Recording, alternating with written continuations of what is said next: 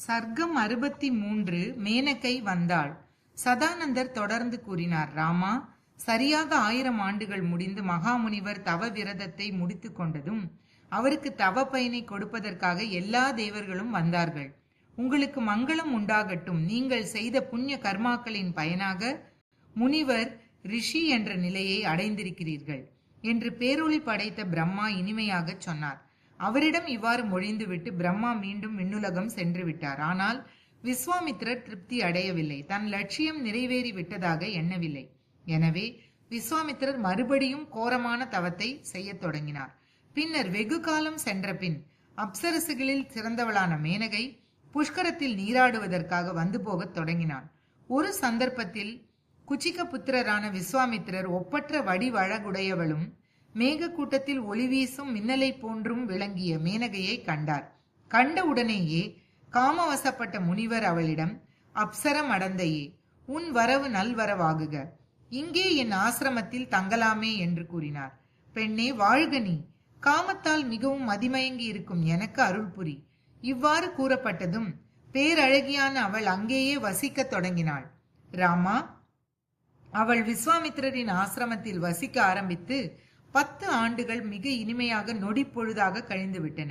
இவ்வாறு பல ஆண்டுகள் சுகமாக கழிந்த பின்னர் மாமுனிவரான விஸ்வாமித்திரருக்கு தாம் ஏமாற்றப்பட்டோம் என்ற ஓர் உள்ளுணர்வு ஏற்படவே கவலையும் வருத்தமும் தோன்ற மிகவும் வெட்கமடைந்தார். ரகுநந்தனா, இவையெல்லாம் ஏராளமாக சேர்ந்து விட்ட தன் தவப்பயனை அழிப்பதற்காகவே தேவர்களால் நடத்தப்பட்டன என்ற உறுதியான எண்ணம் ஏற்பட்டு ஆத்திரப்பட்டார். காமக்களிப்பில் மயங்கி இருந்தேன். 10 ஆண்டுகள் ஒரு நாள் போல கழிந்து விட்டது. அதனால் என்னுடைய தவத்திற்கு எவ்வளவு பெரிய இடையூறு ஏற்பட்டு விட்டது. ராமா, அந்த முனிசிரேஷ்டர் பெருமூச்சு விட்டார். தன் மீதே பச்சாதாபப்பட்டு வருந்தினார். கைகளை குவித்து கொண்டு பயத்தால் உடல் நடுங்க நின்று கொண்டிருக்கும் மேனகையை பார்த்து சமாதானமான வார்த்தைகளை சொல்லி விடை கொடுத்து அனுப்பி வைத்தார். பின்னர் வடக்கிலுள்ள மலைக்கு ஏகினார். மகா தபஸ்வியான அவர் கௌசிகி நதியின் கரையை அடைந்து தவப்பயன் கிடைக்கும் வரையில் புலன்களின் சேஷ்டைகளுக்கு இடம் கொடுப்பதில்லை என்ற உறுதி பூண்டு மிகவும் கட்டுப்பாடான தவத்தில் ஈடுபட்டார். உத்தரமலையில் 1000 ஆண்டுகள் அவர் கடுமையான தவம் செய்ததும் தேவர்களுக்கு திகில் ஏற்பட்டது. எல்லா முனிவர்களும் தேவர்களும் ஒன்று கூடி குசிக புத்திரர் செய்த தவம் இவ்வளவில் பூர்த்தி அடையட்டுமே என்று ஒருமித்து முடிவு செய்து பிரம்மதேவனிடம் விண்ணப்பித்துக் கொண்டார்கள். தேவர்களுடைய சொற்களின்படி அனைத்துலக பிதாமகரான பிரம்மா தவச்செல்வரான விஸ்வாமித்திரரிடம் வந்து இனிய சொற்களை கூறினார். மகரிஷியே, அன்பரே, உமக்கு நல்வரவு கூறுகிறேன்.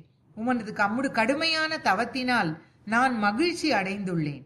நன்கு விரதங்களை அனுஷ்டிப்பவரே, மகத்துவத்தை முனிவர்களின் விசேஷ மரியாதைக்குரிய மகரிஷி என்ற அந்தஸ்தை உமக்கு அளிக்கிறேன்.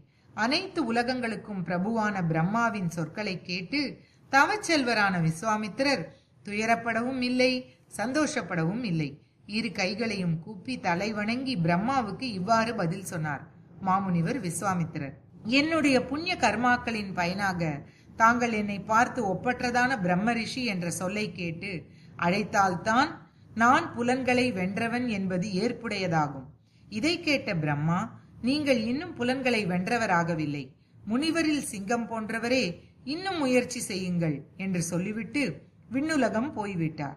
பிரம்மாவும் அவருடன் வந்த தேவர்களும் சென்ற பின்னர் மாமுனிவரான விஸ்வாமித்திரர் 2 கைகளையும் உயர தூக்கி கொண்டு பிடிப்பு எதுவும் இல்லாதவராக காற்றை புசித்து கொண்டும் கோடை காலத்தில் நாற்றிசையிலும் அக்னியை மூட்டிக்கொண்டு நடுவே நின்று சுட்டெரிக்கும் சூரியனை பார்த்து கொண்டும் மழை காலத்தில் வெட்டவெளியில் நின்று கொண்டும் குளிர்காலத்தில் நீர்நிலையில் ராப்பகலாக படுத்து கொண்டும் தவம் செய்தார். இவ்வாறு 1000 ஆண்டு காலம் உக்ரமான தவத்தை செய்தார் விஸ்வாமித்திர முனிவர். இவ்வளவு கடுமையாக தவம் செய்வதை கண்டு தேவர்களுக்கும் இந்திரனுக்கும் கூட அளவில்லாத அச்சம் உண்டாயிற்று. தேவேந்திரன் அமரர் சபையை கூட்டி ரம்பை என்ற அப்சர பெண்ணிடம் தங்களுக்கு அனுகூலமும் கௌசிகருக்கு இடையூறு விளைவிப்பதுமான வார்த்தைகளை சொன்னான். ஸ்ரீமத் வால்மீகி ராமாயணம் பாலகாண்டத்தில் 63வது சர்க்கம் முற்றிற்று.